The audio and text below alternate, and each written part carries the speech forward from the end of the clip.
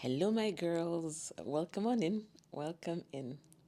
I was having a conversation with someone today, or more or less just, yeah, let's say that a conversation online. And the question was how to stop performing. We go through life, and really, I've been guilty of this for such a huge portion of my life. It's embarrassing. Going through life, living for other people, performing is really the word that I like for it. Because when you are standing at the bus stop, say, standing wherever you are, you're asking yourself what the people around you are thinking about you performing. Whatever, I realized it at the point when I started realizing it, it was so shocking that I have been spending such a huge portion of my energy outwardly focused on what other people are thinking about me. Truth being, frankly, no one thinks about you, in all honesty. And how to figure this out is how often when you are outside are you thinking about other people? You'll cross people around. So imagine, I think of them as extras. Those people you cross on the street, they never cross your mind. Nothing about them pops up. There's just nothing that draws your attention to them. They're like the extras in the movies. Those people whose names don't come up in the credits because they're just walking around. So you are the extra in other people's movies. You're just passing by, they don't notice you, you don't notice them. Everyone is all caught up in what's going on in their own mind. And yet, I was spending so much time thinking, this, that, the other. And the point is actually this: if there's something that you're self conscious about, that is what might draw other people's attention to it. And when you go out today, you just be the, not detective, journalist, observer. Observe the people around you, and then you'll see that if you notice something about someone, it is likely something that they have brought your attention to. If she's tapping on her weave, she wants to scratch her hair, then you notice her weave. If she's uncomfortable and, what's the word?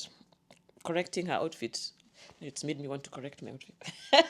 Straightening it out, then that draws your attention to it, and it's what makes you start thinking about it. So, like for a huge part of my life, I was just very self conscious about a lot of parts of me, which made me dress in a certain way, show up in a certain way. And because it was so much in my mind, this was actually, I was judging myself. I was judging these parts of my appearance, and this is what I would be judging in other people.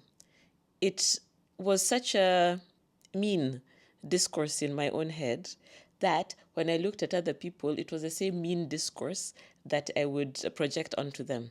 By this, I mean that if it was my fingers that I didn't like, if I just use that as the example, then whenever I'd be outside, I'd be looking at people's fingers and just judging them and seeing, hey, look at those fingers. They don't even take care of themselves. Who does that? Who behaves like that? Why wouldn't they even put a bit of lotion? That kind of talk, even outward to other people, is because that is the kind of talk you have inward to yourself. This is your inner critic. Your inner critic can be outwardly focused. Your inner critic, remember I talk a lot about parts, that we have very different parts to ourselves. So you're one person, but with different, you can call them voices. I like to use the word parts. There's Dr. Charles Schwartz, who talks about the internal family system, IFS. So he has done some research, and he says he gives the name of each of these parts of us as family members. Like you yourself by yourself are a dysfunctional family that has different parts of you that speak to you differently. So that is why you have this inner critic who tells you, my God, your hands look terrible. Are you going to go out with your hands looking like that? Who does that? Those wrinkly arms, those fingernails. Couldn't you have done something to your fingernails? Is that how you want the world to see you? Internal. Then external, you go out. Maybe that's a day that you're feeling a little more confident with your own hands. And now all you can do is see other people's hands and say, ugh, who does that? Didn't they have lotion where they were? That being able to separate these different voices, parts that seem to stem from you is useful, because once you can separate it, you can search for who you are, who your actual voice is. Who are you? Which, other than all these parts that tell you different things, other than all these labels we have, I like to think of them as boxes.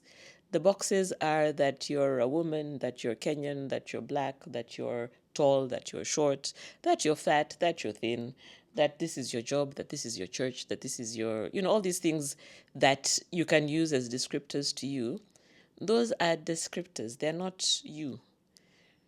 So if you can find who you are within yourself, and I really like the work of Michael A. Singer, he's an author.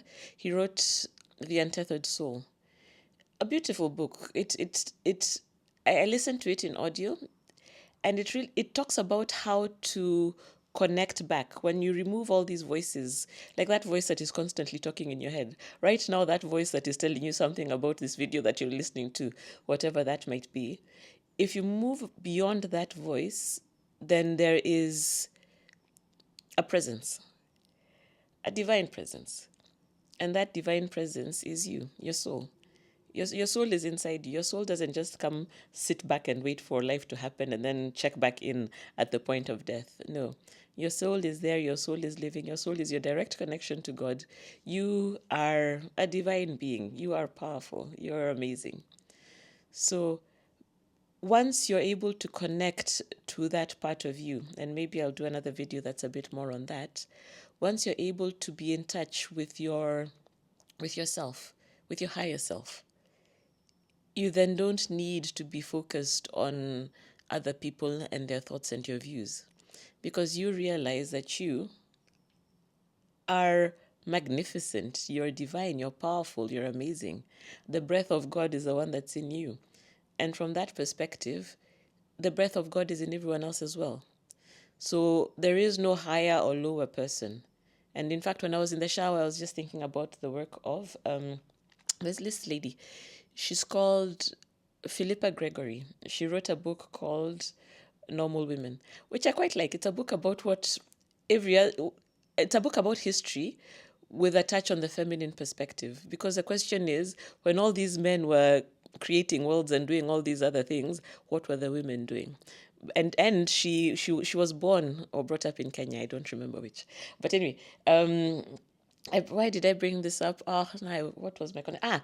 Because she does say that at some point, it's a book from the English perspective. And she does say that at some point in English history, there was this very big divide between the higher class women and the lower class women. And I thought of it from the Kenyan perspective because we do have a lot of that separation between the people who are, do we call them the middle class? Is that the right word for the middle higher class? And house girls, that kind of women. We've been taught to separate ourselves in some sense, that this is the higher class, the lower class, that we are not the same kind of people. And there's a lot of that discourse as well from political conversations, especially in Kenya. The conversations around what do we say? There's either way. My point being, I shouldn't be going into the political side. My point being that across the board, we are all equal. There is no greater or lower human being. Human beings we are all the same. We are all at a super high level because we are all given the breath of God. God, the universe, higher purpose. We are all given this element that makes us breathe, that makes us human. And from that perspective, there is no one who's higher than you, and there is no one who's lower than you. So being concerned about other people's opinions is really a waste of time if you take it from that perspective, because they are not bigger or less than you. And once you connect to your own soul, you're able to get this, it's like a compass, this compass that guides you on where you're meant to go and what you're meant to do. And if you have that connection, then you don't really need to rely on other people's opinions. You don't need to keep going to other people for input on how you should live your life, because you have this guidance within you. Yes. I wonder if I've really gone out of the point. I had a couple of points, but let's see. So how to stop performing? So the first one was to connect to yourself. But the other one is when you're moving your attention internally, meaning instead of being there focused at what that person is thinking, you bring your attention and bring it in. And a powerful way of doing this is through connecting to your body, through your senses. You're sitting wherever you are sitting, or standing or walking or doing where you are now. What does your body feel? Are you hot? Are you cold? Are you hungry? Are you thirsty? Are you excited? Are you How do you feel inside? And what are your senses? What do you breathe? What can you smell? Sorry, not breathe. What can you smell? Are you eating something? What does it taste like? Instead of just, because I do that a lot. So just vacuuming in the food, instead of doing that, taking in the time to notice the texture, notice the taste. Is there something you hear? Are there cars passing by? My vacuum cleaner was running. Is that something that you hear? So more, even when you're just walking on the street, what is the feeling of the air on your skin, the sun on your skin? Because if you're more focused inside yourself, and this is how to bring your attention in, then your attention is not concerned about what the people on the streets, where they are and what they are thinking. What's the next one? Acknowledge the thought and bring your attention back to your senses. Yeah. Acknowledging it. There is a part of you that wants to feel small. It's a part of you that has felt small previously. So you do not want to grow big. You do not want to be seen, or you do not want to make a false step. You do not want to do something wrong, because in your past, you did these things and you suffered a consequence. You were embarrassed. You were shouted at. The teacher told you were bad. Something happened. And because of that, your self-preservation instinct has come up where you just want to blend in to the wall. You don't want anyone to notice you. You do not want to stick out. You do not want, and that is why you keep looking at every corner and wondering, how am I doing? Am I okay? Is everyone looking at me? No. If you realize that, and what was that not? Acknowledge it. Acknowledge the fact that this is how you feel. Because then that puts the spotlight on this part of you that is leading you into that direction. And sometimes all that these parts need is to be seen.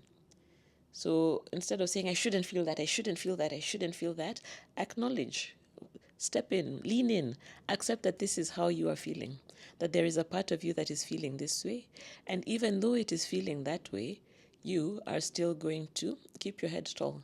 You are still going to stand tall. You are still going to have your focus internally into you. You are still going to smell the fresh air that is around you. You are going to do it anywhere. And that is, I think, one of my final points, that you need to do something that you're scared of. You need to step into fear. And it can be anything really small. And this actually can be an example. Walking into a space where you feel uncomfortable. Somewhere that you wouldn't ordinarily go because you feel that you are not worthy of being in that space. Because you feel that everyone will watch you. That everyone knows that you don't belong there. Do it. Do it. Step into that space. Because what that is doing to you is that you're soaking in the feeling of discomfort. And feel it. Let yourself soak in that feeling of discomfort. Soak it in. And then acknowledge it. Because once you start seeing these things, once you look at them, they become less dangerous. They're not as awful as they were in your mind before. Because you've done it and you survived. You did not die. You stepped into that area of fear. And if you do just small things, it can be whatever it is that you fear, just you can bungee jump, fine. But you can also just go to a car dealership and say that you want to sit in the most expensive car that they have. They might be rude, they might be polite. Whatever it is that happens, you are allowing yourself to occupy your space.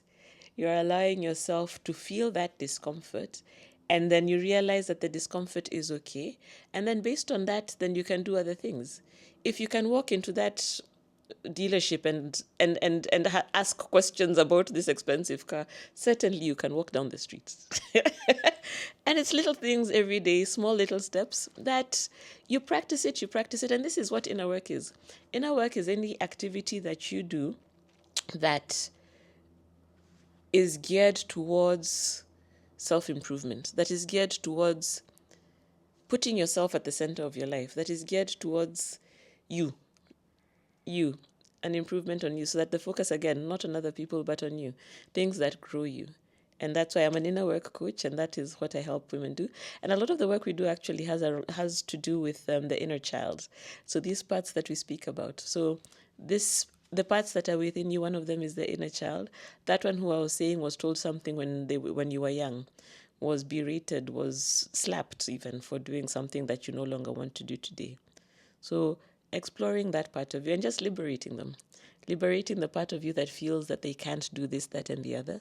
And then with that, you step into your power, you step into your light, and you can do whatever the hell you want to do. Was that all I had? How do you speak to yourself is something that is tied to that previous point that I had about judging ourselves. So when you're talking about the internal critic, I gave the example of your hand. So notice how you speak to yourself. Notice these voices and these things that you say. If you're very, very mean to yourself, and it happens, this is that part again. This is that voice that has been living rent-free in your head. That is actually the very first episode of this podcast on Spotify. Living rent-free in your head and just telling you things. Notice it. Notice it and step aside and tell that voice, I see you. Because what you're saying is that you, voice, are separate from me. I am worthy. I am worthy. I do not deserve to be spoken to that way, and I do not accept it. I hope this was good for you. So useful, helpful little steps that you can use to slay the monster that is performance. Living a life performing is really not living your life, because you're performing on a stage that no one is watching you on. And yet there you could be living in your senses, glowing in your light, and doing everything that you actually want to do. Thanks for joining me today, gorgeous. As always, I truly appreciate your company. See you in the next one. Like, subscribe, tell a friend.